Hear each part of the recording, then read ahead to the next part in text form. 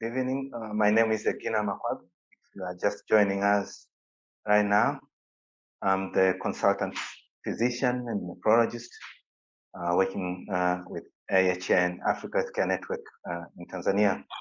So I'd like to welcome you all to today's AHN Nephrology Educational Webinar and today's series number 107. I'll be chairing this session, the first part, and the second part will be chaired by Dr. Amar. Dr. Amar is a consultant physician nephrologist working with Hinmanda, Dar es Salaam, Tanzania, Hinmanda Hospital. So you, during the session, you'll be allowed to ask your questions by writing questions in your chat box or at the question and answer box, and then Dr. Hormaz will answer all the questions at the end of his presentation. Today's topic is understanding the basics of hyponatremia. And it's a great honor and pleasure to welcome our today's presenter or speaker, with Dr. Hormaz Dastoor, who is currently serves as nephrology consultant at Seha Kidney Care and Sheikh Shakhbout Medical City. He finished his training in nephrology at Columbia Presbyterian and Cornell Hospital in New York, and his main interests includes general nephrology, glomerulonephritis, electrolyte disorders, and sodium kinetics. So I would like to welcome you, Dr. Hormaz, and we are so excited and we're waiting for you to hear from you. You're welcome. Thank you. So if I can begin, so let me first begin. I was traveling in India and I saw this slide, and it was a bit interesting for me because it says to break the rules, you must master them. And I think this is very appropriate for hyponatremia, because to try and understand hyponatremia, you basically have to go back to the basics. So if you don't understand the basics of the pathophysiology of hyponatremia, then it's very difficult to treat these patients for hyponatremia.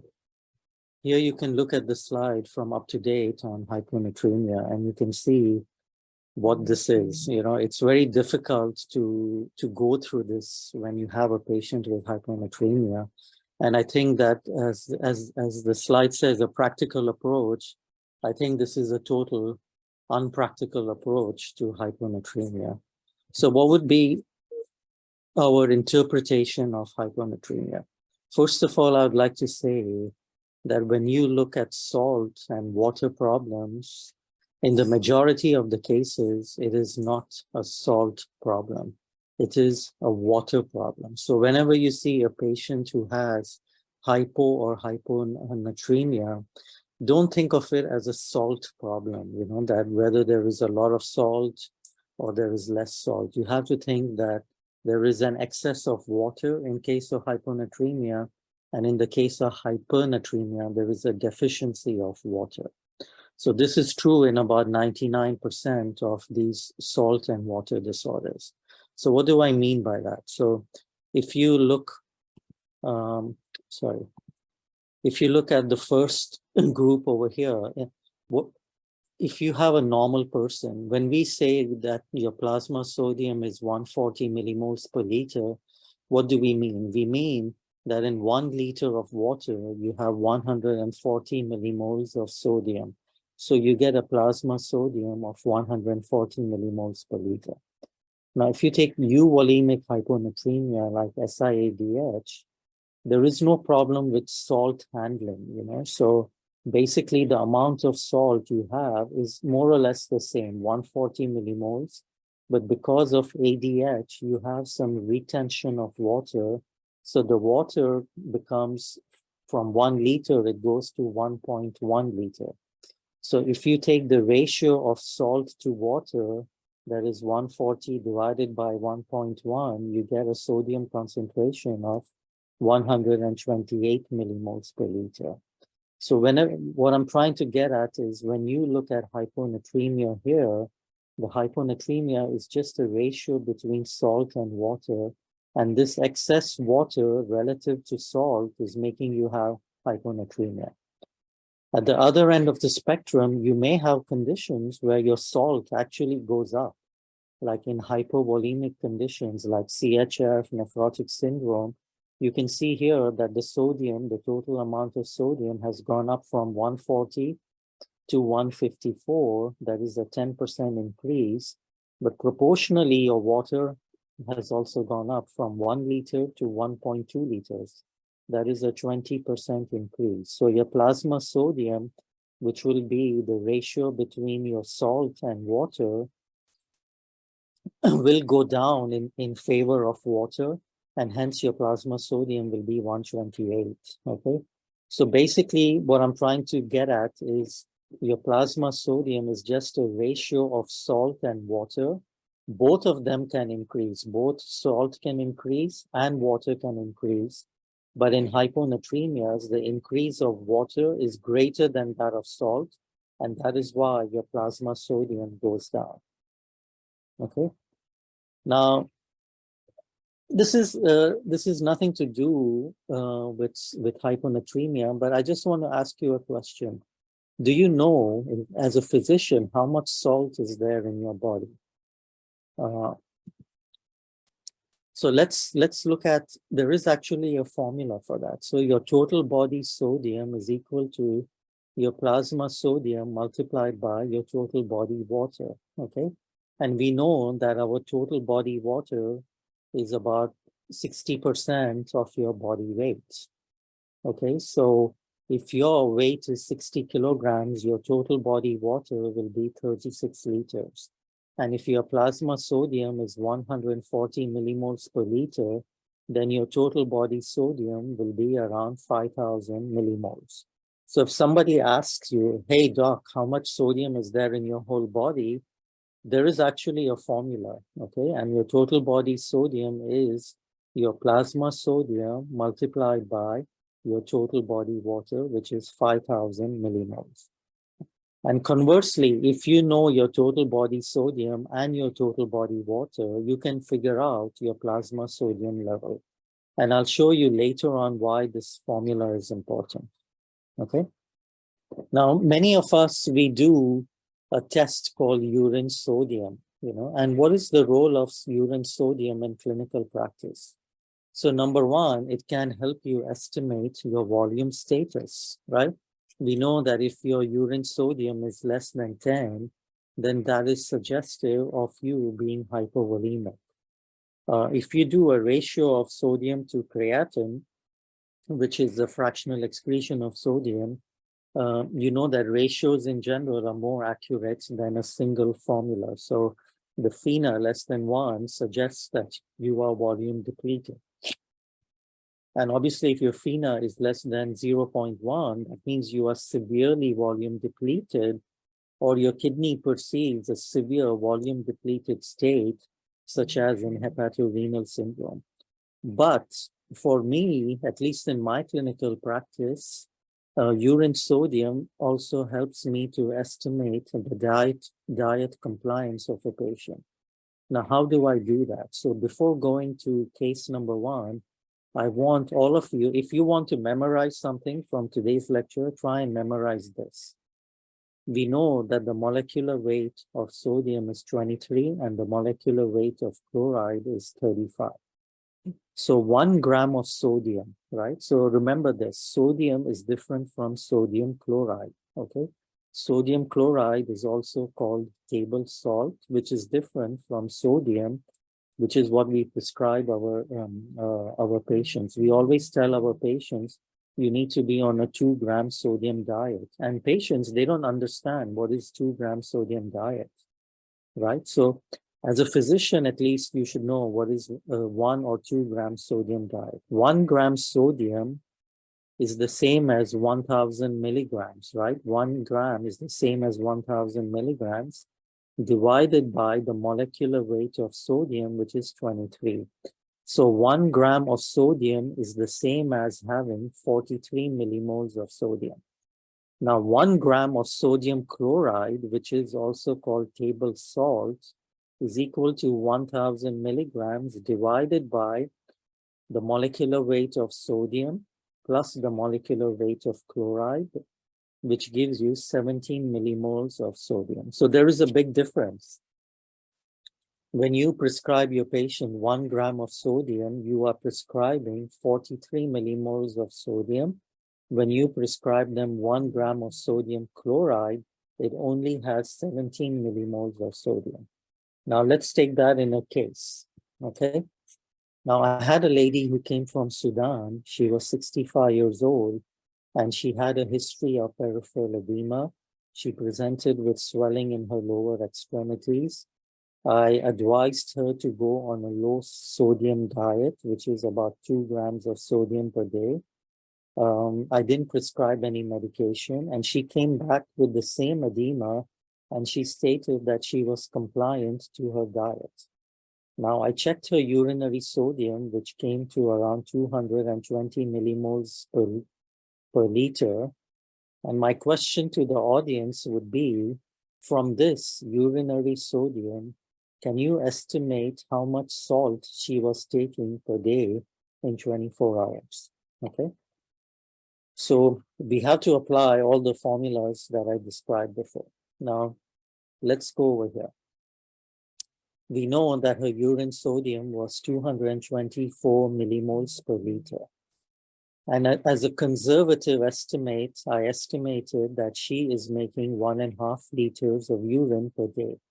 So her total daily excretion of sodium will be 224 millimoles per liter multiplied by 1.5 liters of urine, which is equal to 336 millimoles of sodium per day.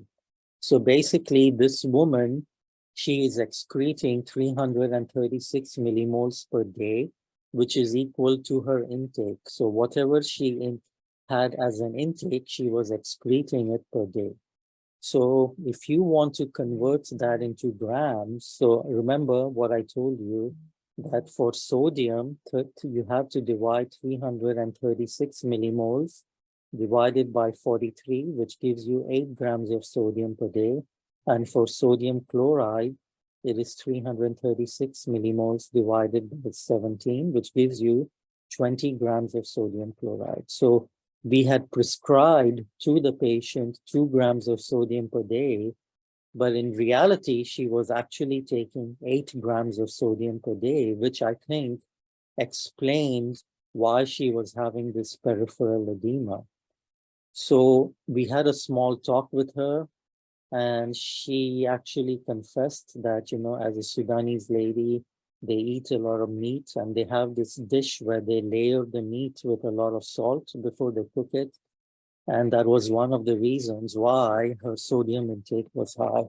So then she was given a low salt diet, and she was given a short course of diuretics, which improved her edema.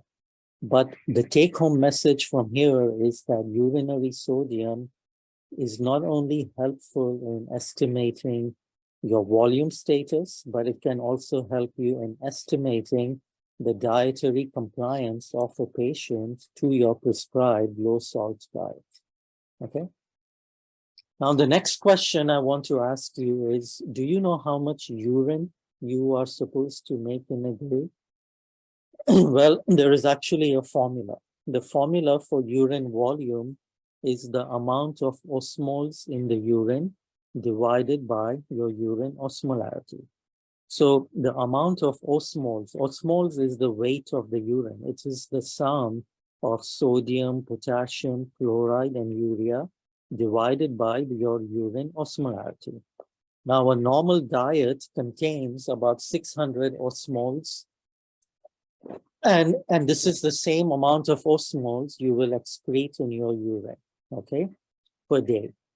And your urine osmolarity can vary between 50 milliosmoles per day per liter up to a maximum of 1200 milliosmoles. So if I put you in the hot desert and you will concentrate your urine osmolarity will be maximum around 1200.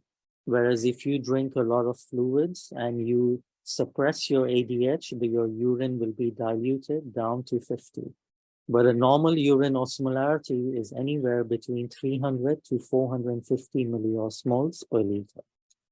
So the normal urine volume, if you are on a diet of 600 milliosmoles, will be 600 milliosmoles divided by your urine osmolarity, which I'm assuming should be around 300, and that will give you 2 liters per day. Okay, so that is the normal urine volume you should be excreting per day. If you divide 600 divided by 450, which is also close to your urine osmolarity, then the urine volume will be 1.5 liters. So the normal urine volume can be anywhere between 1.5 to 2 liters per day. Now let's look at the minimum urine you have to excrete per day. What do I mean by minimum urine? Now, I always tell my students, look, if I put you in the desert and I give you a steak which has 600 milliosmoles, you will excrete that 600 milliosmoles, but you will excrete that 600 milliosmoles at a urine osmolarity of 1200, which is the maximum urine osmolarity, and that will make you produce around half a liter per day. And this kind of diuresis, where you are not drinking any water, you are just eating 600 milliosmoles, is called a forced diuresis, okay? And this is also where the formula for oliguria came, okay? So a forced diuresis is where you are not drinking any water, you are just having a diet of 600 milliosmoles, and your urine is maximally concentrated. So you will still excrete half a liter of urine per day because of this osmoles that you are excreting. So this is called forced diuresis. Anything less than half a liter per day is by definition known as oliguria. And that's where the definition of oliguria came in the 1950s. At the same time, what is the maximum amount of urine you can excrete per day? So if you eat 600 osmoles and you are not producing any ADH, your urine osmolarity will go down to 50 and you can excrete up to 12 liters per day. What that really means is that you and me who are normal, we can drink up to 12 liters per day without getting hyponatremia. If we drink more than 12 liters per day, only then we will get hyponatremia, okay? So then you will ask me, well, we have a lot of patients who are admitted to the hospital.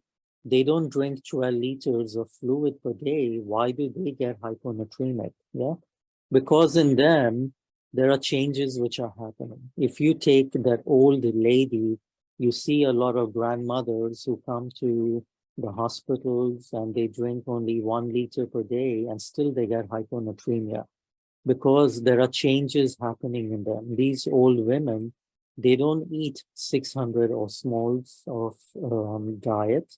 Their diet is reduced. So instead of 600 osmoles, they are only eating 300 osmoles per day. And their urine osmolarity doesn't go down to 50. It stays around 300 osmoles per day because they have a lot of morbidity cofactors, and also older women, they have an inability to reduce the urine osmolarities. So if they are eating 300 osmoles per day, which they are excreting, and they have an inability to reduce the urine osmolarity, they can only excrete 1 liter of fluid per day, beyond which they will become hyponatremic. So what typically happens, at least over here, you have these old women who come, they get admitted, they're old grandmas, they don't eat a lot, and their family members, they tell them, okay, grandma, drink some fluid, have some soup. So if they drink more than 1 liter per day, automatically they will get hyponatremia. Okay, so that's the pathophysiology why a lot of these old women are getting hyponatremia.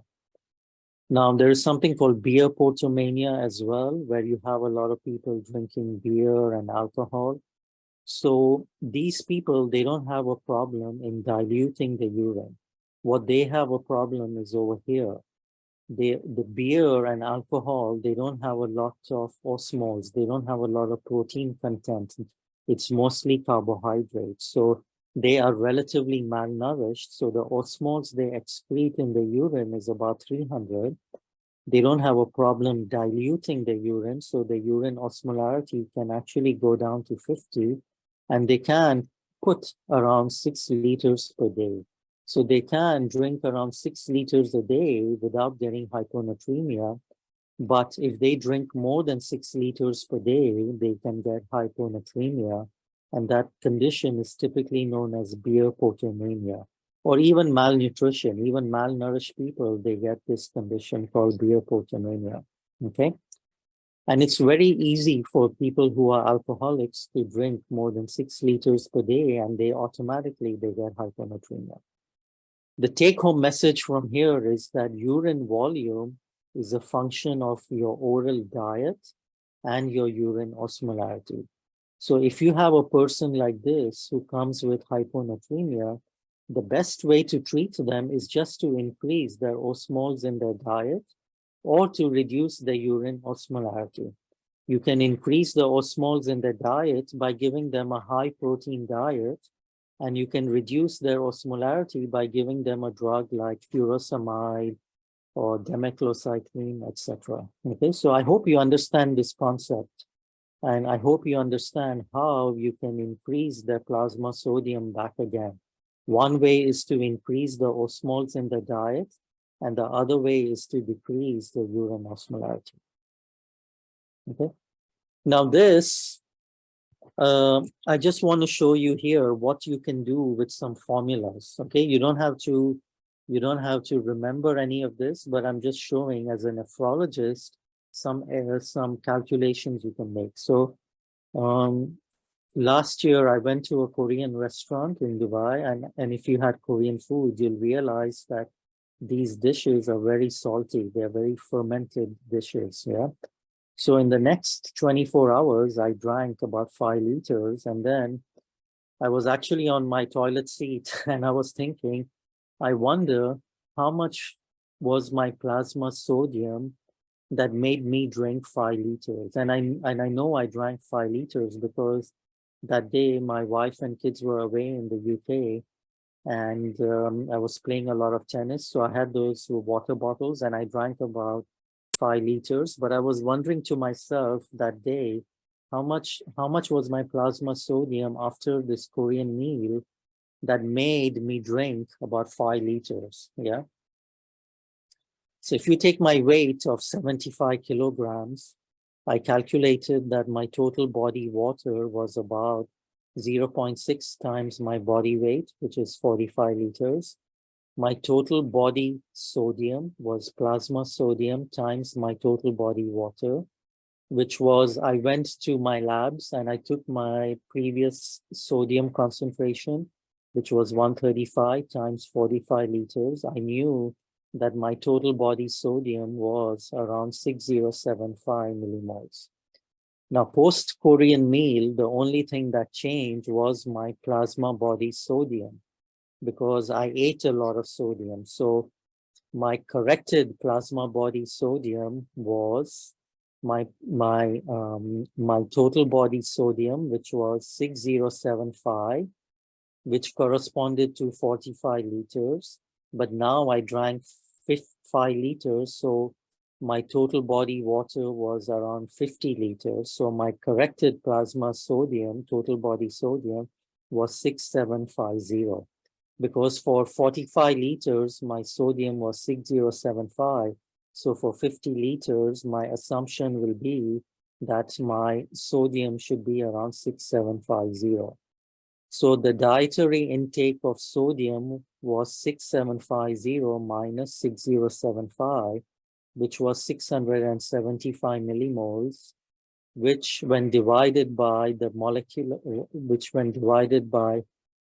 17 grams, remember I told you 1 gram of sodium is 17 millimoles. I calculated that I must have eaten about 16 grams of sodium. And the assumption is that I had 16 grams of sodium or 675 millimoles of sodium, which increased my plasma sodium from 135 to 150 millimoles. And that made me drink around 5 liters of water. And then drinking that 5 liters of water reduced my plasma sodium from 150 millimoles back to 135 millimoles over the next 24 hours. So as a nephrologist or internist, you don't have to know that, but if you're interested, that was the purpose of showing you these formulas in the beginning and what you can do with these formulas, okay? But the take-home message here is avoid Korean meals because they are loaded up in salt, okay? Now let's go to hyponatremia. What is hyponatremia? Hyponatremia is basically a decrease in plasma sodium. Your normal plasma sodium is 135 to 145. Hyponatremia is a decrease in plasma sodium, less than 135. Hyponatremia is very common. About 30% of all hospitalized patients will have some degree of hyponatremia, and 5% will have severe hyponatremia, which is less than 125 millimoles. You should also know that hyponatremia is a normal finding in pregnancy. Okay, and in fact, if you have a normal natremia, that means if a pregnant woman's sodium is normal, then you have to think about volume depletion or preeclampsia. You can classify hyponatremia based upon the numbers or upon symptoms. So if you look at numbers, you can classify it as mild, moderate, and severe. More important would be to classify it based upon symptoms, yeah?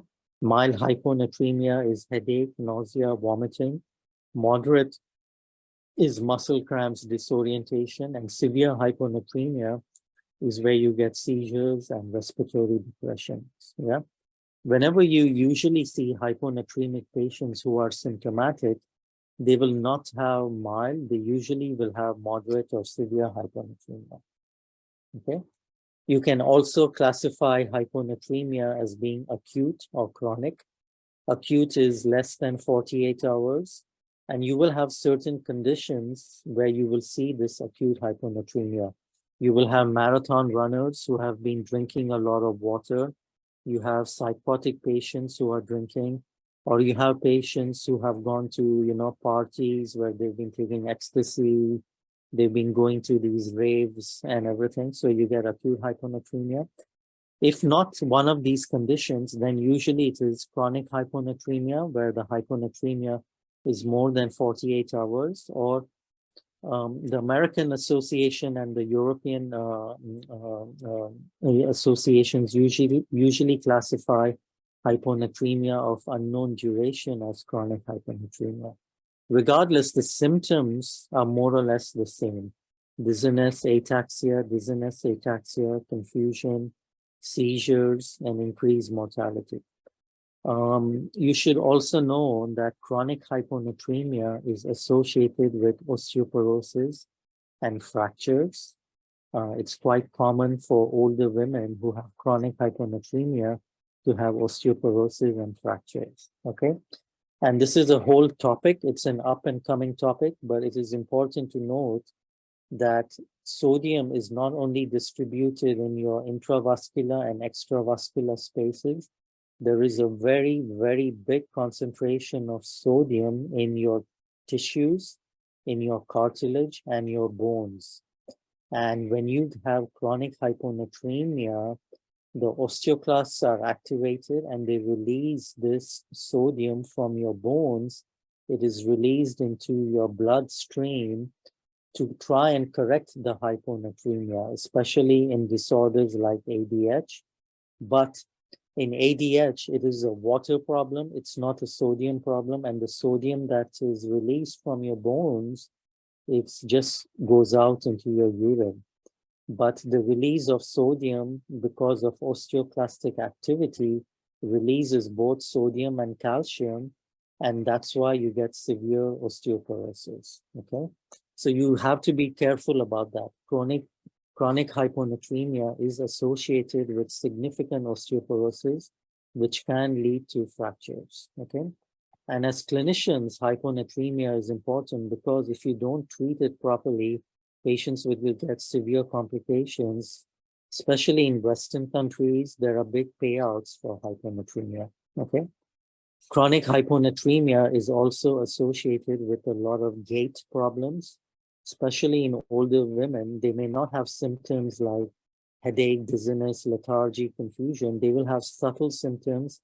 One of the subtle symptoms they have is a problem with gait. And you can see over here a woman who is asked to walk in a straight line, either horizontally or vertically. You can see how they walk, yeah? Their gait is very unstable, yeah? And here, if I can show this video, if it shows up, you can see this gentleman over here. Okay, now I am not the White House physician, but I think I may have virtually diagnosed that perhaps this gentleman here has some gait problems and maybe he also has hyponatremia. Okay, so now what about hyponatremia? So hyponatremia itself can cause what is called hyponatremic encephalopathy. That means you may have mental status changes related to hyponatremia. It is not very lethal. Yeah, if you have chronic hyponatremia, it's not lethal. But the treatment of hyponatremia, where you treat hyponatremia quickly, patients may get osmotic demyelination syndrome, which can be lethal. Okay. So in the brain, what happens is that in the brain, in other tissues, let's say if you look at other tissues, when you have hyponatremia, let's say in the intravascular system, in the other tissues, there is movement of sodium from the intravascular to the interstitial and extravascular spaces, and they correct each other. Okay, so the sodium moves, and whatever is the sodium here is equal to the sodium in the extravascular space.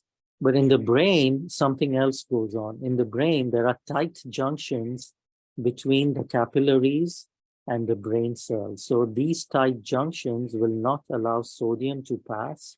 So if the sodium here is 120 and in the astrocytes it's 140, the only way they can equilibrate is for water to move across this tight junction.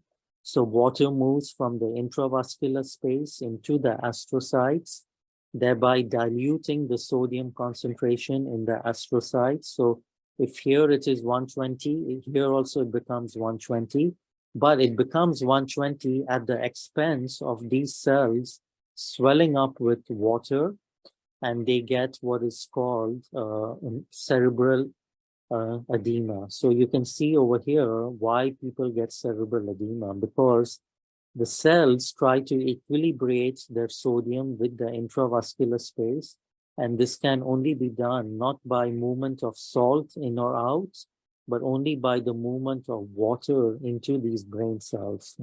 And only 5% swelling is what is required for you to have edema. At the same time, conversely, only a 5% reduction in your plasma sodium is enough to reduce that brain edema. That's why you will see that the guidelines of treatment of hyponatremia only recommend a correction of sodium not more than 5% from your baseline sodium to prevent you from getting what is called osmotic demyelination syndrome. Okay.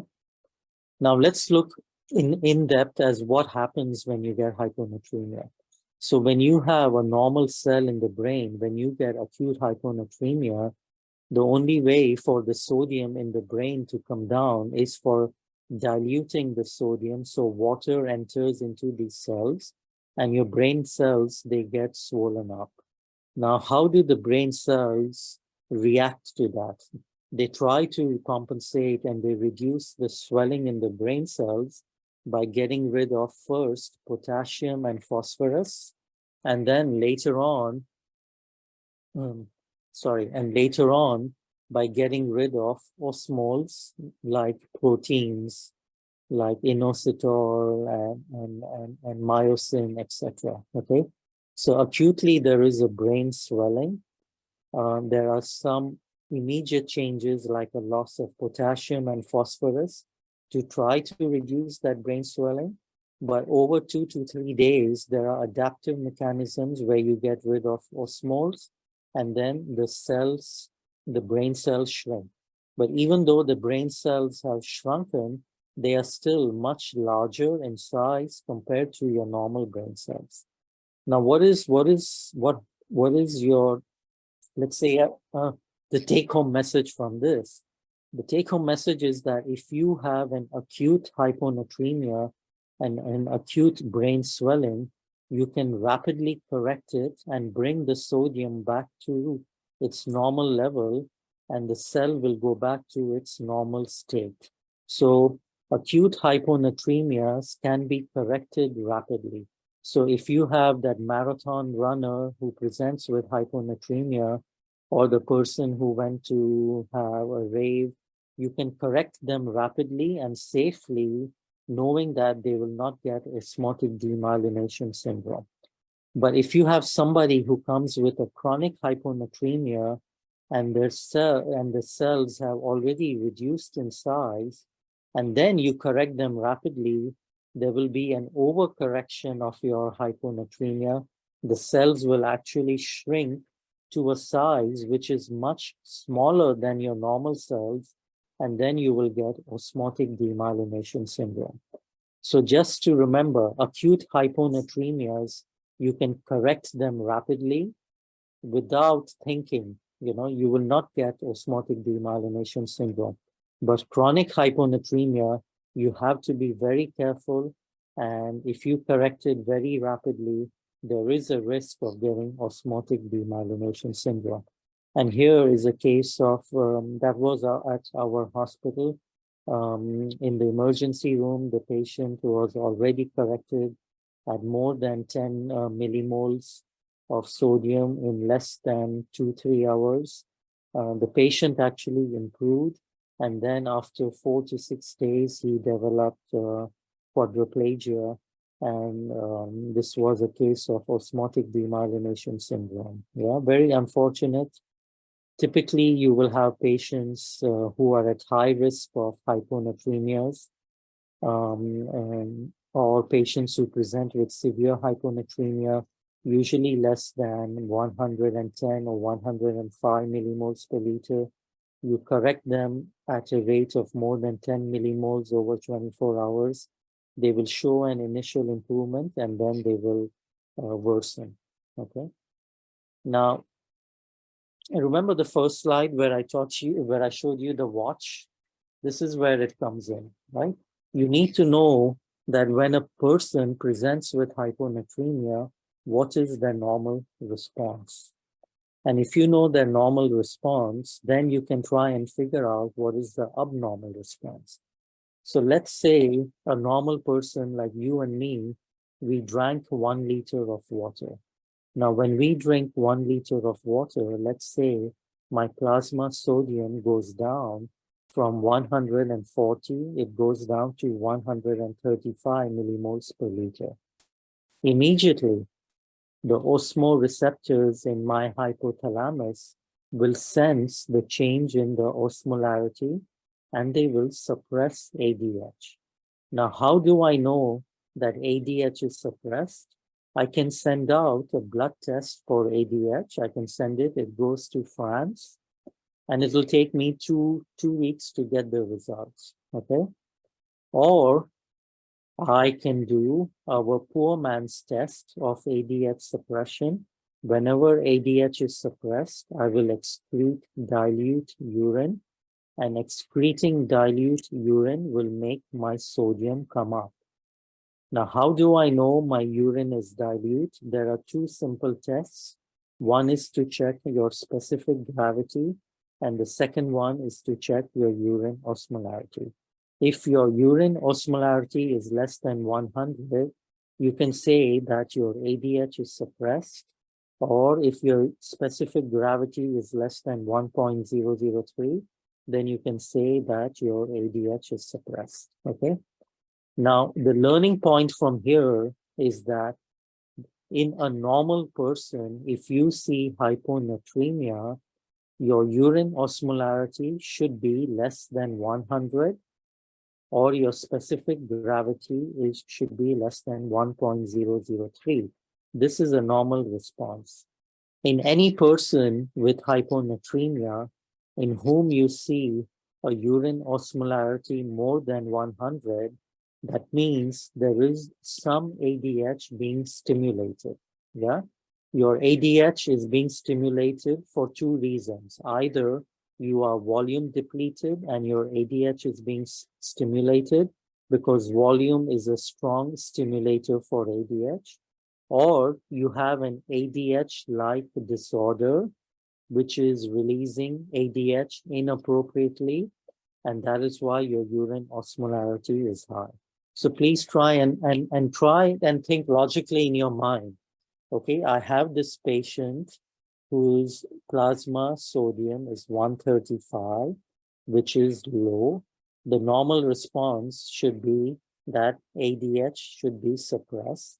So let me confirm that the ADH is suppressed by checking urine osmolarity, and the urine osmolarity should be less than 100. If your urine osmolarity is less than 100, you can rest easily and say, okay, this is a normal response. This person will excrete dilute urine over the next few hours, and the plasma sodium will go back up to around 140. So I don't have to do anything. But if somebody is hyponatremic and the urine osmolarity is more than 100, then you'd have to think, okay, this is an abnormal response. What are the stimulators for ADH which are making this person's urine osmolarity go up to more than 100? And in your mind, two things should come in your mind. One is volume depletion, because volume depletion stimulates ADH. You examine the patient and you confirm if the patient is volume depleted or not. If he is not volume depleted, then you have to think about an ADH-like pathophysiologic disorder, which is stimulating ADH. So that can be SIADH, it can be pain, it can be nausea, it can be vomiting, etc. All of these conditions can stimulate ADH and can make the urine osmolarity more than 100. So that is how you will approach a patient. You will not do the unpractical approach, which I showed you in my third slide from up to date. Yeah. And we will do a case to show that, okay? Now, this is exactly what I showed you before. If you see a patient with true hyponatremia, you will look at the urine osmolarity, and you will see if the urine osmolarity is less than 100 milliosmoles, then that is more or less a normal response, yeah? I'm not going into depth about these conditions, but it is more or less a normal response. If you see that the ADH is more than 100, you have to ask yourself a question. What are the causes of ADH more than 100? Number one is volume depletion, which is over here. You can have volume depletion from GI losses, skin losses, renal losses, or renal losses like cerebral salt losing syndrome. If they are not volume depleted, you have some pathophysiologic disorder which is stimulating ADH. So that can be syndrome of inappropriate ADH, or ADH-like disorders like nausea, pain, hypothyroidism, hypocortisolism, or malignancies, which can also release ADH. Or you have what is called the hypervolemic conditions. Why does hypervolemic conditions like CHF, nephrotic syndrome stimulate ADH? These persons, they have what is called a low flow state. So in CHF, you are not pumping blood properly.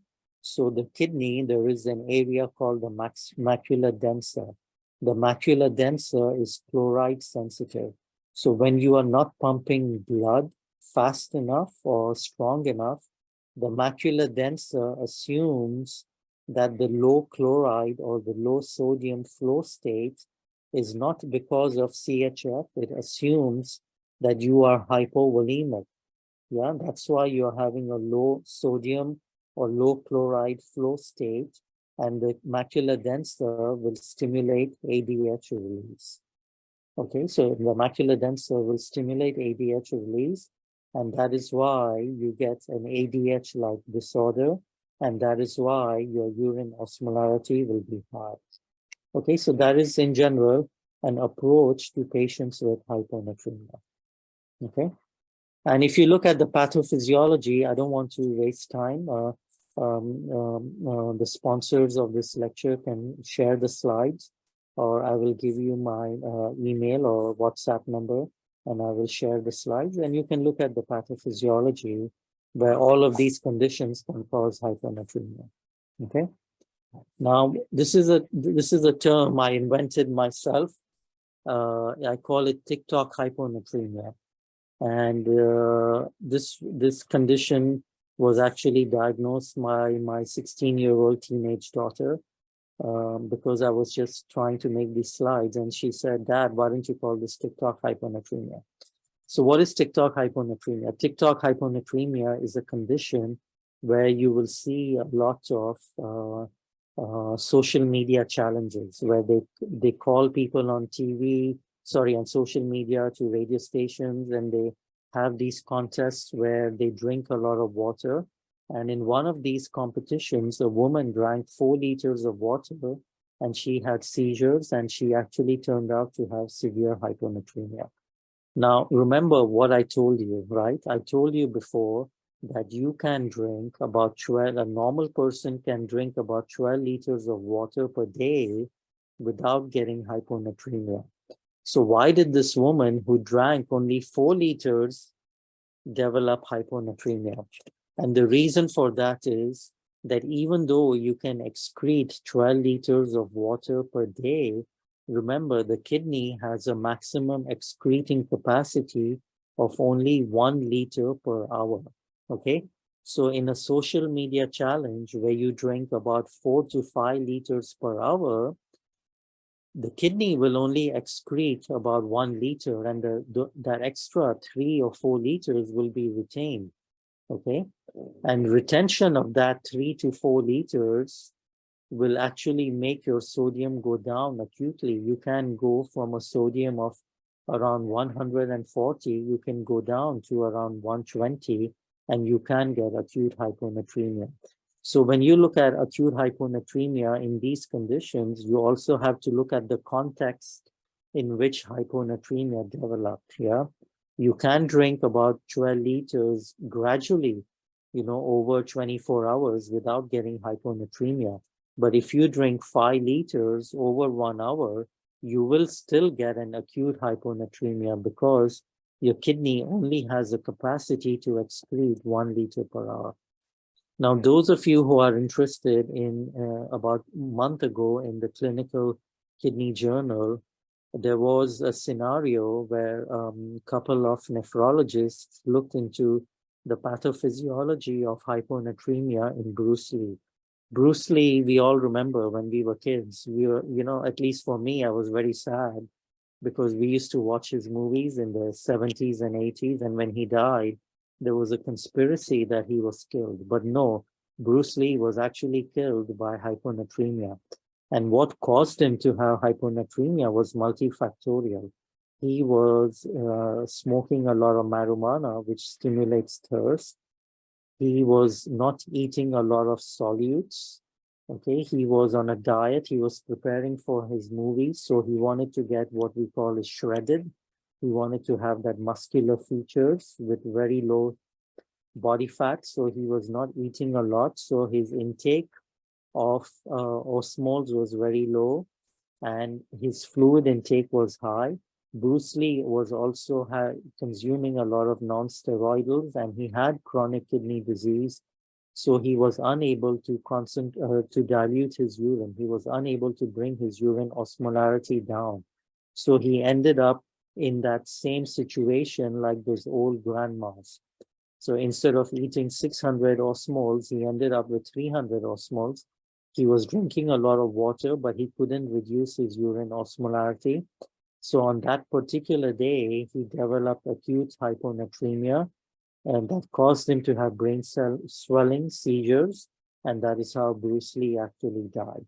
Okay, so it is a very interesting article. Have a read, and I enjoyed reading that article, not only because of Bruce Lee, but it went through all of the pathophysiologic mechanisms which can make you have hyponatremia. Now, how do you correct hyponatremia? Okay, now remember, don't treat hyponatremia based upon the patient's number. Okay, most of the US guidelines and European guidelines, they tell you to focus on the symptoms. Okay, so if you have somebody with hyponatremia with severe manifestations, you need to correct it quickly. Or if you have somebody with hyponatremia with moderate severe symptoms like vomiting and confusion, you can also correct it quickly. Okay, now what I mean by quickly is you can bring it up by 5%. Remember the slide where I showed you, you only have to increase your sodium by 5% to reduce the swelling in the brain. And that 5% corresponds to around 4 to 6 millimoles or per liter of sodium in 1 or 2 hours, or a maximum of 10 millimoles per liter in the first 28 hours, or 18 millimoles in the first 48 hours. So if you have somebody with hyponatremia with severe manifestations, or a high-risk patient with moderately severe symptoms, you can correct these patients quickly by 4 to 6 millimoles over 1 or 2 hours. And what I mean by high-risk patients are those who have plasma sodium at presentation of less than 110 millimoles, who are alcoholics, cirrhotic, malnourished, liver transplant, or potassium depleted. These are high risk of complications and high risk of progression. And these patients, you can think about correcting them at a rate of around 4 to 6 millimoles over 1 to 2 hours. And you can correct this by giving them a bolus. You can give them a bolus of 100 millimoles over a central line or peripheral line, and you can repeat that over about 3 times. Yeah, and that should bring them to a safe level of around 4 to 6 millimoles. You don't have to correct them faster than that. You know, in my clinical practice, when I have reached this target of 4 to 6 millimoles over 2 hours, that's it. I just leave the patients and I don't bother correcting them because I have been burnt by osmotic demyelination syndrome a couple of times. Okay, I will just skip this little slide, but I want you to, again, just focus on this. Yeah, you don't have to measure the ADH level. You can measure the urine osmolarity. And there is actually a correlation between specific gravity and osmolarity. A specific gravity of 1.01 is equal to an osmolarity of 300. 1.02 is 600. 1.03 is 900. And 1.04 is 1200. Yeah. So specific gravity can actually tell you or give you an idea even of the urine osmolarity. And urine osmolarity correlates with ADH levels. Okay. Now let's go to case number 2.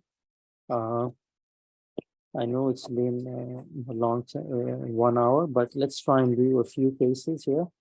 And let's try and see how we approach these patients. So I had a gentleman from Saudi Arabia. He presented with headache and lethargy. His plasma sodium was 113. His plasma osmolarity was 232. The only thing that tells me is that this is a true hyponatremia. Remember what I told you, when you have a person with hyponatremia, always look at the urine osmolarity. A normal response would tell you that the urine osmolarity should be less than 100. I looked at this patient's urine osmolarity, and his urine osmolarity was more than 100. So what were the bells which rang in my mind? So automatically my mind said, okay, this is an abnormal response. And what is making this person have an increase in urine osmolarity or stimulation of ADH? So the first thing that came in my mind is volume depletion. So I examined the patient and I saw that he is not volume depleted. So I knew that volume depletion was not the stimulus for ADH release. Then the second thing is, okay, this patient is euvolemic, so he is having an ADH-like effect. So the ADH-like effect can either be SIADH, can be some medications, can be nausea, vomiting, or CHF, etc. The patient was not in CHF. He didn't seem to have any pulmonary or CNS problems, which made him have ADH stimulation. But I knew that bupropion is one of the medications which can stimulate ADH. So my assumption was that this patient had hypotonic euvolemic hyponatremia. He had an ADH-like syndrome, but the ADH stimulation was not because of SIADH, it was because of the medication called bupropion. Yeah. For me, whenever I try and work out hyponatremia, the main thing in my mind is not to figure out the etiology of hyponatremia, but to figure out is whether how quickly the hyponatremia needs to be treated. Yeah, that is my number one goal. My secondary goal is to figure out the etiology of the hyponatremia. Okay. Now I figured out that this patient had a symptomatic hyponatremia. I didn't want to give him any boluses. My treatment plan was to stop the offending agent and to give him hypertonic saline. Now, hypertonic saline we give is 3% saline. Now, my question to you is, what is 3% saline? Okay. Now, normal saline, normal sodium chloride is just 1,000 milliliter of water with 154 of sodium. 3% sodium chloride is 1,000 milliliter of water with 512 of sodium, 512 of chloride to give it a total osmolarity of 1024. Now, another way to look at it is that if 1 liter of 3% sodium chloride has 512 of sodium, that is the same as saying 1 milliliter of fluid will have 0.5 millimoles of sodium, or 2 milliliters of this fluid will have 1 millimole of sodium. Okay, because 1000 millimole has approximately 500 of sodium. That means 2 milliliters will have approximately 1 millimole of sodium. Now, this was a case from 2015. So that time the guidelines were not 4 to 5 millimoles, it was around 7 to 8. So at that time, my target sodium was around 120 millimoles per liter. I calculated the sodium deficit to increase the sodium from 113 to 120 over 24 hours. And the sodium deficit was 0.6 times body weight into target sodium minus current sodium. And the answer was 294 millimoles. In other words, I had to give this patient 294 millimoles of sodium to bring his sodium from 113 to 124 over a period of 24 hours. That means per hour, that means 294 millimoles over 24 hours, or per hour, I had to give this patient 12 millimoles per hour. And if I am using 3% saline, if I have to give 1 millimole, that is equal to 2 ml, then for 12 millimoles, I have to give 12 times 2 ml, that is 24 milliliter per hour. So that is how I usually calculate how much 3% sodium chloride I have to give. Okay. So I first calculate the sodium deficit over 24 hours, which is 294. And I figure out that per hour, I will have to give this patient 12 millimoles of sodium per hour, which is the same as giving 3% sodium chloride at 24 milliliters per hour.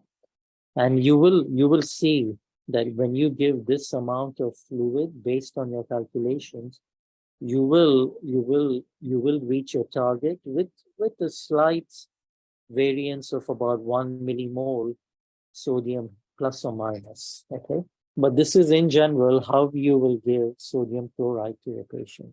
Yeah, long term, if you have a patient with chronic hyponatremia, besides stopping the offending agent, you have to do fluid restriction. Okay, and I'm not going to go into depth because of lack of time, but you have to get rid of free water, right? Because remember, hyponatremia is basically excess of water. So what are the two ways where you can get rid of, you can increase your urine volume? Remember, urine volume is directly proportional to osmoles in the diet and inversely proportional to the urine osmolarity. So you can either increase the osmoles in the diet or you can reduce the urine osmolarity. So how do you increase your osmoles in the diet? You can give them sodium chloride tablets. You can give them a high protein diet. Or in the United States and Europe, now you also have urea powder. So you can give them urea powder, 30 grams. 30 grams of urea has approximately 500 osmoles. Yeah. So here, 500 osmoles divided by a urine osmolarity of 500 will give you a urine volume of 1 liter. So you will lose approximately 1 liter of free water, and that will increase your plasma sodium. Okay. In addition to that, besides increasing osmoles in the diet, you can also reduce the urine osmolarity, and you can reduce the urine osmolarity by giving them lithium, minocycline, furosemide, or even Vactans, yeah, like tolvaptan, etc. Okay, so this is the treatment of chronic hyponatremia. Acute hyponatremia, you assess your patient based upon their symptoms, and you give them 3% or hypertonic saline, and that will correct the hyponatremia acutely. Chronically, you have to focus on this formula, and you have to visualize in your mind, okay, how do I get rid of free water? The two ways I can do it is by increasing the osmoles in the diet or by reducing the urine osmolarity. Okay. Now, I think I will stop over here. I will leave this as my last slide, but somebody at work asked me if you don't have urea powder, how much protein I have to give. So I actually went and I calculated this, okay? Now you have to remember this, 1 gram of protein has about 5.7 millimoles of urea. So if you don't have urea powder in your country, you can use these sausages, yeah? So in the UAE, we have these jumbo beef sausages, and I actually calculated that each Al-Islami jumbo beef sausages weighs around 85 grams, and each sausage of 85 grams has about 10 grams of protein. I know that 1 gram of protein is 5.7 millimoles of urea. So if I give this patient 10 grams of protein or one sausage, it will have 57 millimoles of urea. And the amount of free water loss will be 57 millimoles osmoles divided by the urine osmolarity, which is 580 for my previous patient. That will give you a free water loss of 100 milliliters. So if I asked this patient to eat around 3 jumbo sausages per day, which will be equal to around 180 millimoles, this will make them lose around 300 millimoles, 300 milliliters of free water. and 300 milliliters of free water will increase my plasma sodium, approximately by around one millimoles per day. So if the patient took about these 3 sausages for around 2 weeks, then their sodium will go up from around 113 to around 130 over a period of around 2 weeks. Yeah. So you don't have to know this, but if you're really interested in hyponatremia, you can look smart as a nephrologist. When you do all these numbers, you can impress your general practitioners or your non-nephrologists, and they will keep calling you back for more consults. Yeah. So especially if you're in private practice, if you show your GPs and your internists these calculations, they'll be like, wow, this nephrologist is really good. Okay, so I would like to stop over here. I have more cases, but I think 1 hour of hyponatremia is enough to digest for today. I can come back later to do, I have more cases. It goes more complicated, but I think this is a good starter or a good primer for hyponatremia. I explained to you, just to summarize, I explained to you the normal response to hyponatremia. Try and visualize, what is the normal response? What is the abnormal response to hyponatremia? Then try and figure out why this patient is having an abnormal response, okay? And then try and figure out, does this patient need acute treatment or chronic treatment? Acute treatment, do you have to give boluses, or do you have to give just 3% saline as a drip? If somebody is having an acute hyponatremia, such as marathon runners, etc., I told you, you can correct them acutely, very quickly. Just give them 3 boluses of 100 ml, 3% saline. If you want to correct them more slowly, then you can give it to them as a drip, and you can correct that over 24 hours, and you can do the calculations. And then chronic hyponatremias as an outpatient, there is no need to give 3% saline. You cannot even give it as an outpatient. You just focus on the formula to increase the free water loss. And you can increase the free water loss by increasing the osmoles in their diet or by reducing the urine osmolarity. So I will just bypass this.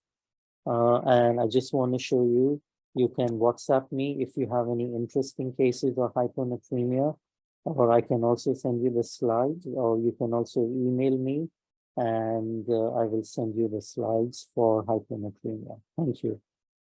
And I'm open to any questions if you have on hyponatremia. All right, thank you very much. That was excellent presentation of hyponatremia. Dr. Dastoor, that was a very intricate presentation, made so simple by you, and really thank you for that. Before I start the Q&A session, I would just request anybody who has a question to use the Q&A chat box or the regular chat box, or just raise their hands, and we will give you permission to talk by unmuting you.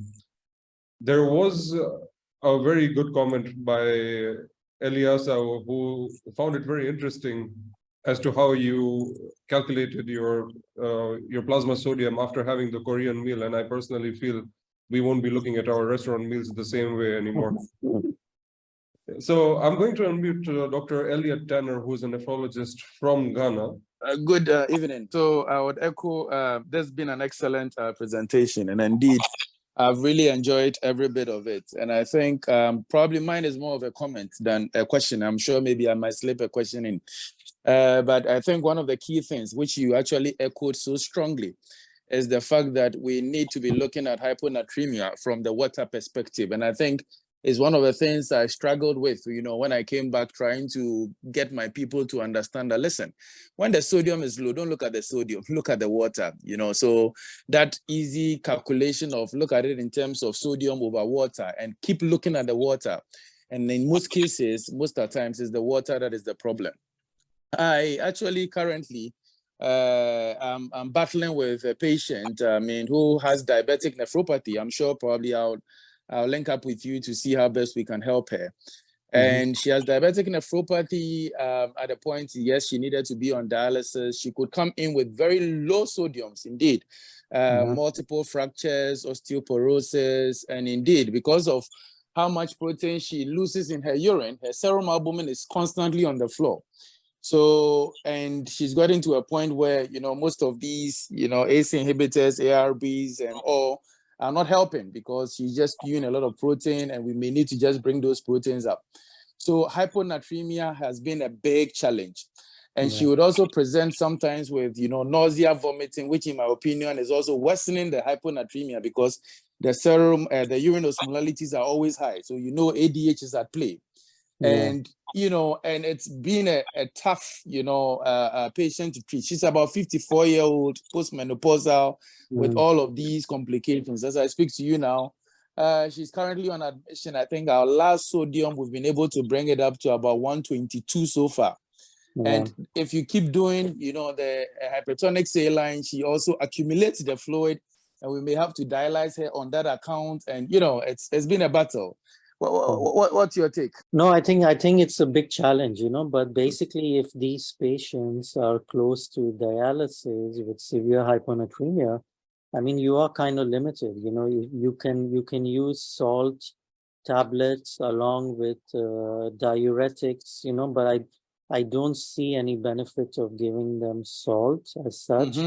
I would probably just give them some diuretics such as furosemide, and probably just consider giving them a higher protein diet, as such, and try and get rid of free water, You are kind of limited, even doing dialysis can also be dangerous because, when you are dialyzing somebody, you have to remember the dialysis fluid normally has a plasma sodium of around 140.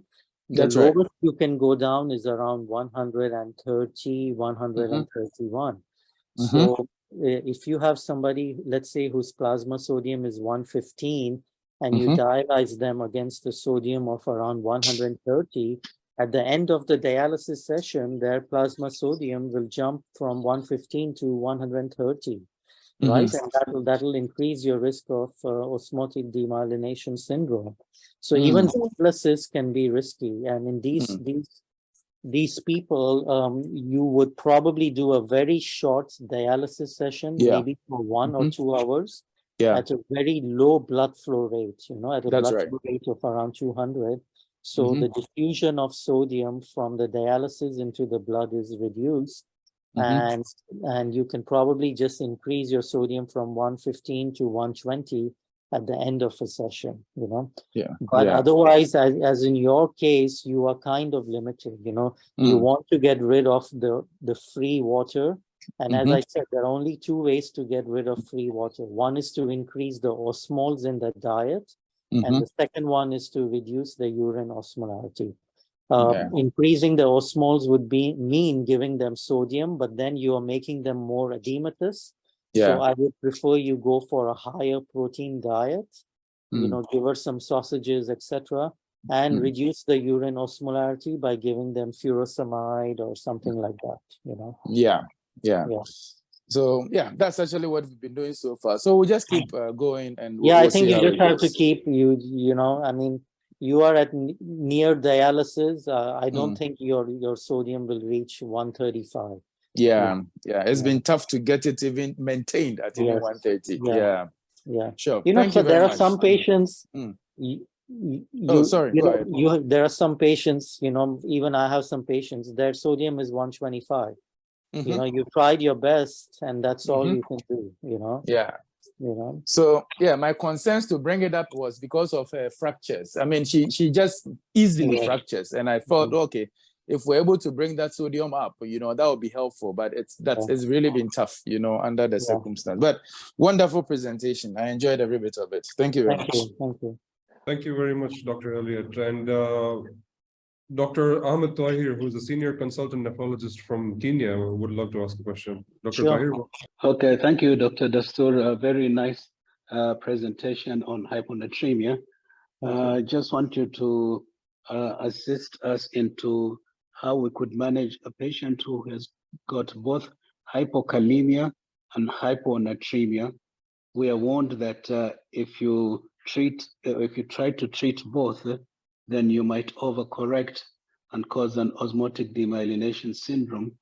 My Yes. anxiety is if you just decide to treat potassium first and the sodiums are very low, what are the consequences of waiting for the potassium to come up and then you start treating the sodium later? Yeah, that is also a bit tricky, you know.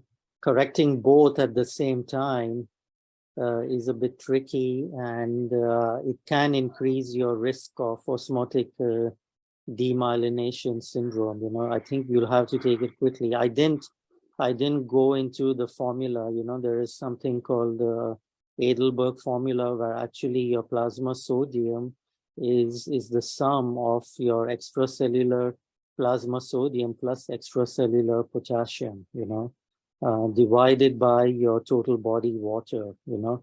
But I didn't explain or go in depth into that formula as such, you know. And correcting both of them at the same time will increase your risk of you know, getting this osmotic demyelination syndrome. I think you may have to take it much slower. Your correction will have to be much slower when you get both hyponatremia and hypokalemia as such, you know. Some people, there was some literature that when you have both disorders, you don't aim for a plasma sodium of about 4 to 5 millimoles per liter per day. You can actually go for around 3 millimoles per liter per day, and that'll that with a correction of hypokalemia will give you a total correction equivalent to around 5 millimoles liter over 24 hours, you know. But you have to be very careful in general when you correct both, you know. I would correct sodium at a much lower rate if you're correcting both hypo and hyponatremia and hypokalemia at the same time. That's my take on this. Thank you very much, Dr. Tahir. Professor Bhima has a question. He's a senior consultant pediatric nephrologist from South Africa. Professor Bhima, you can unmute yourself. Thank you. I'll just put my video on a little bit so that you can see me. I don't have, just to let you know, I don't have any experience in pediatric okay. patients. So. Yeah, I understand that. Okay. But that was an excellent presentation, Dr. Dastoor. I mean, to take something so complicated and make it quite simple, you know, and practical, it's really, really wonderful.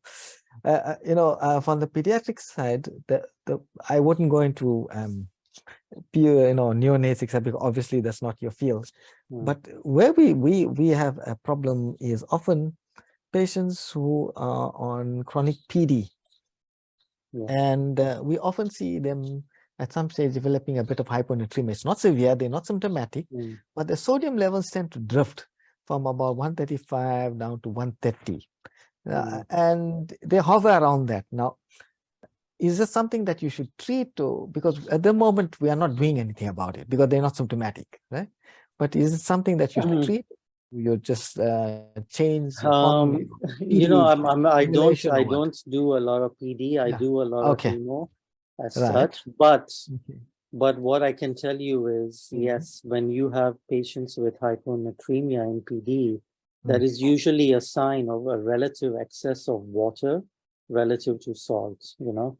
And hyponatremia as such, we now have data, especially that chronic hyponatremia, it has significant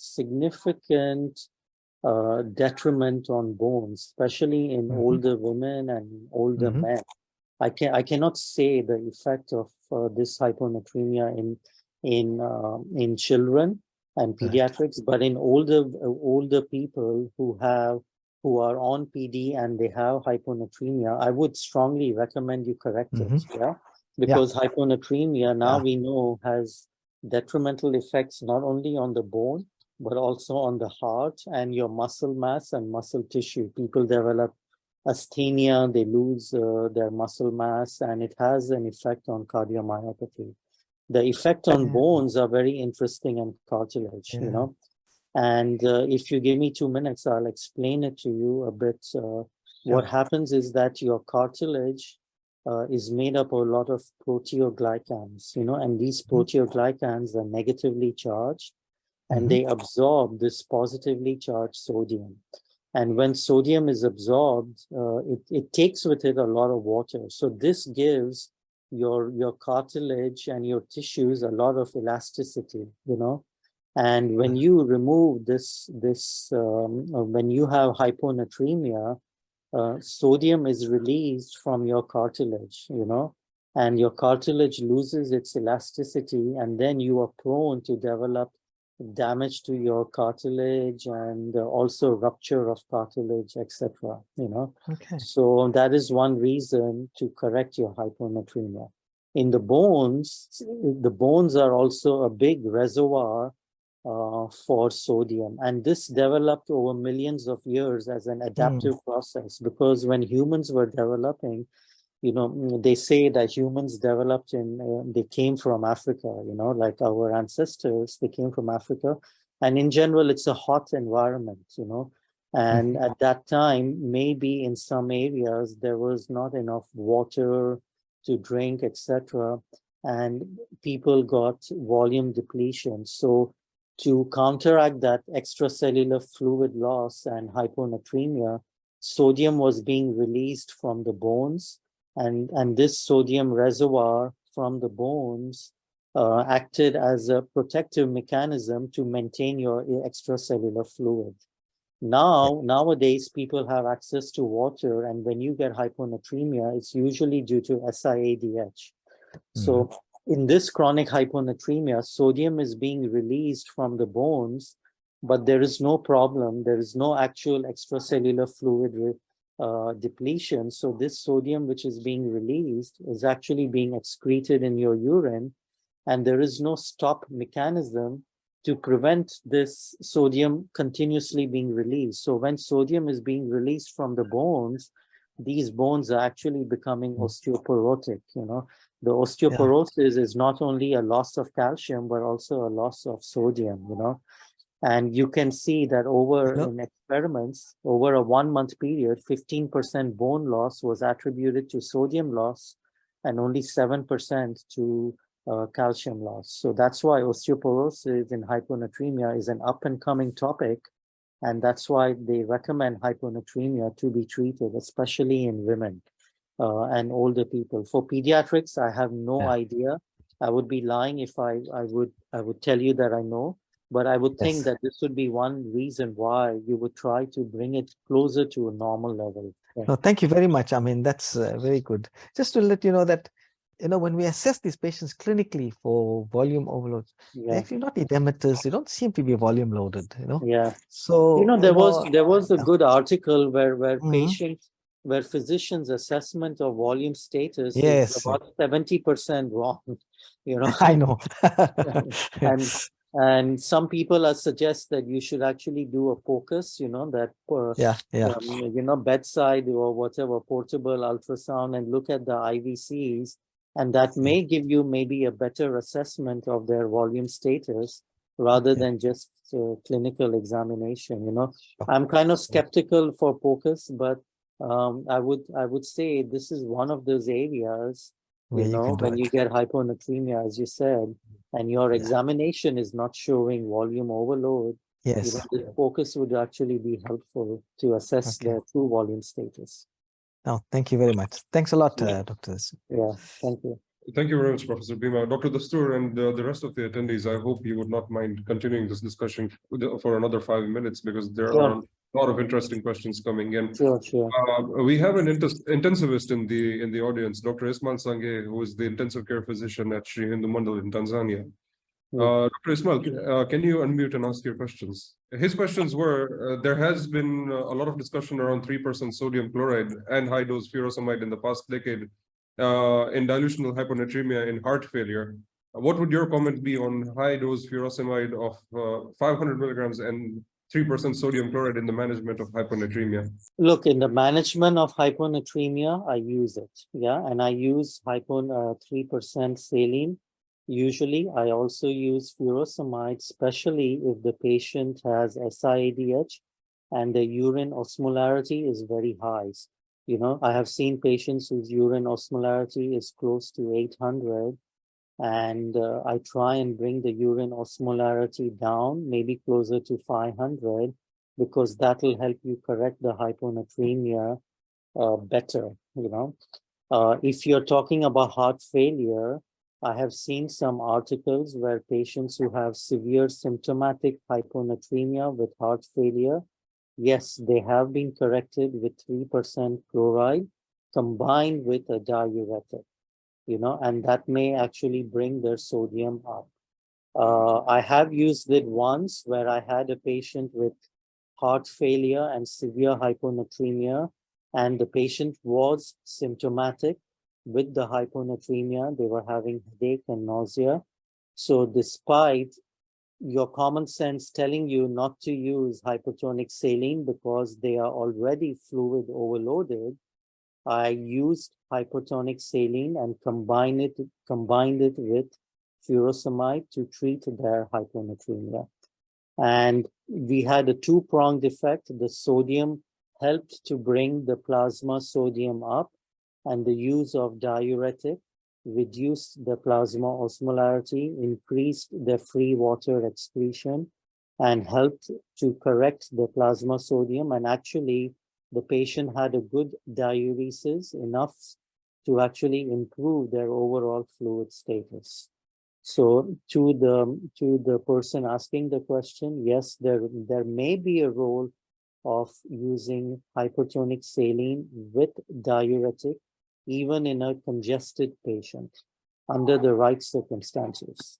And thank you very much. And another question again from Dr. Ismail was that the case that you had mentioned, case number 2, where you initially started with 24 mils of 3% sodium chloride, how many more hours would you give it for before you consider moving to 0.9% sodium chloride?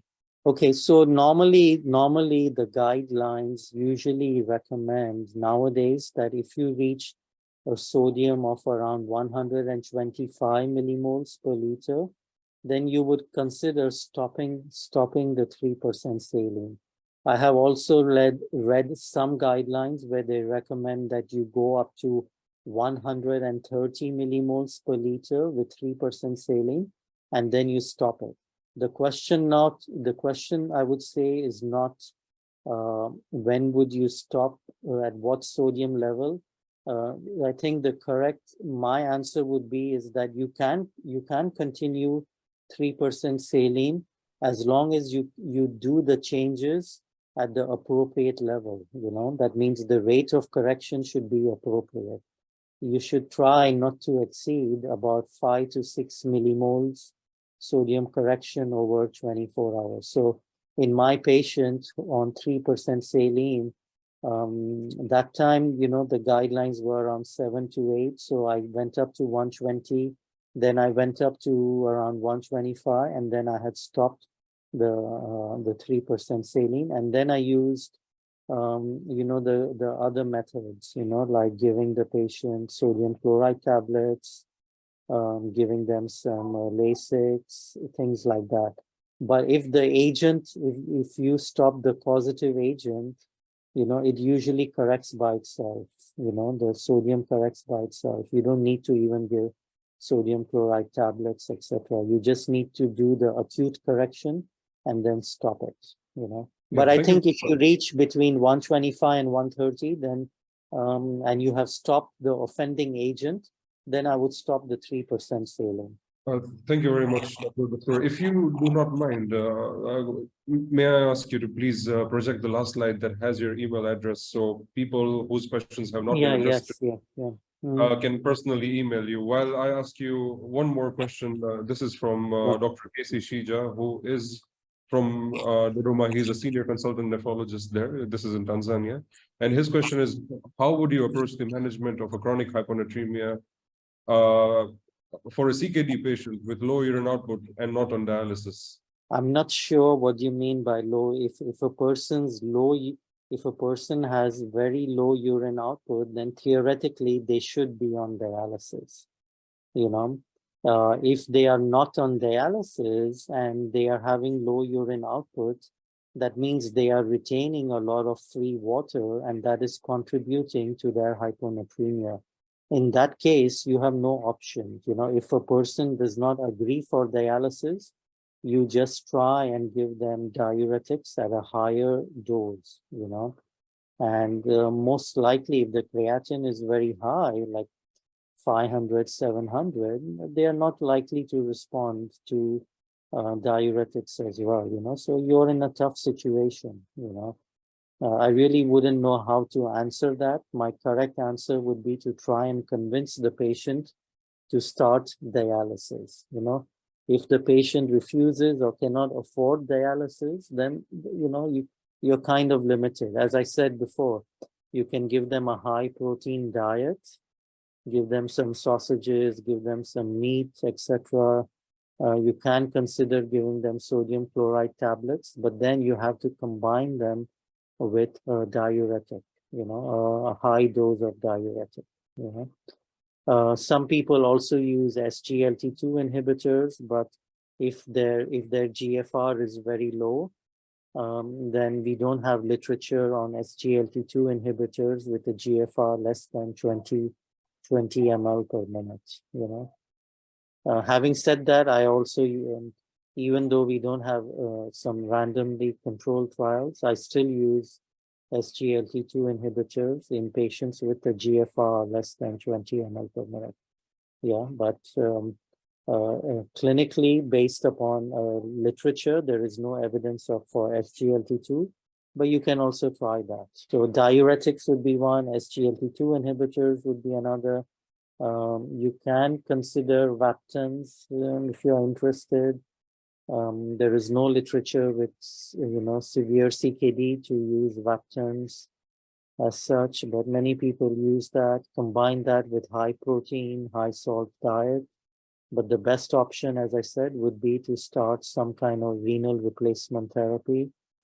You can do PD, you can do CRRT, you can do hemodialysis, whatever you prefer. Thank you very much. This has been one of the most engaging Q&As we've had in a very long time. So I would again... Sure, if you have more questions, I have no problems. I can continue. Okay, so I'll allow one last question from Dr. Mazhar Amir Ali, who is a consultant nephrologist in Tanzania again. Yeah. He actually wants a comment on the use of Vaptans during the treatment of hyponatremia, because there seems to be a misconception that it is the first-line treatment for hyponatremia, and it is again being very strongly marketed for that by the representatives as well. So what would your comment on that be? Look, I don't use a lot of Vaptans, mainly because of the cost. I don't think the costs justify the use of Vaptans. I don't think the guidelines also recommend long-term use of Vaptans, but I have seen patients with congestive heart failure and hyponatremia who clinically have responded very well to Vaptans, and they are doing well with Vaptans. So I would personally, I just use it in that condition. I use it in polycystic kidney disease to slow the progression of ADPKD. And I have used Vaptan in a few patients with refractory hyponatremia with underlying CHF, okay? In all other cases, I have been able to treat hyponatremia appropriately by restricting a patient's fluid intake, combining it with a high protein diet, and with the use of diuretics, or with the use of demeclocycline or minocycline to reduce urine osmolarity. Okay, if your patient can afford Vaptans, I have no problem. You can go ahead and use Vaptans. There is no clear randomized controlled trials for use of Vaptans for chronic hyponatremia. You will see some case reports, but that's it, and from my experience, I use it, as I said, in chronic hyponatremia with CHF. And a lot of patients do very well. They respond, especially those who are not responding to diuretics. The use of Vaptans helps them, but they have side effects as well. Yeah, you have to be careful with with their liver function, etc. And you know how Vaptans work, right? They reduce the urine osmolarity, so you can get rid of free water. So if you are going to use Vaptans, try and use them in patients who have a higher urine osmolarity. That means a urine osmolarity more than 300. Yeah, that would be the ideal patient in whom you would use a Vaptan. And then you would know that the Vaptans are working if the urine osmolarity drops.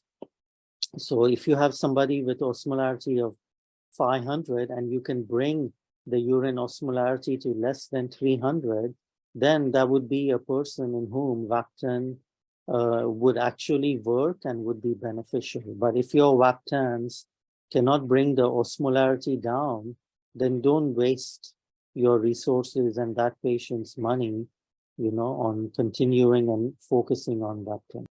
Thank you very much. So once again, I would request all the unaddressed questions to be emailed to Dr. Dastoor, and he would be happy to answer them. Before I hand over to Dr. Lloyd to close out the session, I would like to thank you, Dr. Dastoor, first of all, and also inform everyone attending that the recording of this session will be available on YouTube on the channel Africa Healthcare Network Fireside Chats. Please do visit that page and subscribe so you can have access to these weekly videos. And Dr. Lloyd, I would like to hand over to you. Thank you. Yeah, thank you, Dr. Dastoor. It was a wonderful presentation, extremely detailed and very, very practical, outstanding, I would say. And I think it will be very useful for people as it will be put up on YouTube at the earliest, early next week. And sorry, if I can interpret, I know you will have more lectures, but maybe 6 months down the road. yes, This lecture has a part 2 where I have some interesting cases on how to treat salt wasting syndrome, desmopressin-induced hyponatremia, how to treat hyponatremia with dialysis. yes. So we can go through that, but I think let's leave a gap of a couple of months and then maybe we can return to more complex hyponatremia as such. Excellent. Yes. So July 1st, Dr. Dastoor, July 1st. Sure. I don't have any problems. We can do it July 1st. Yeah, thank you so much. So, I mean, it is wonderful. I mean, I learned 2 things, is TikTok hyponatremia, which is really interesting. And of course, the concept of osteoporosis and hyponatremia, that is something I really didn't know. So these 2 were learning for me. Thank you very, very much. It was wonderful. And those formulas and practical application of the formulas in the clinical scenario is extremely useful. And I think people going through that will really benefit by going through the video again and again. If somebody missed the formulas, they can look it up on YouTube, and I can also email them, or it's actually easier to WhatsApp from my phone. If somebody is interested, it may be easier just to WhatsApp you guys.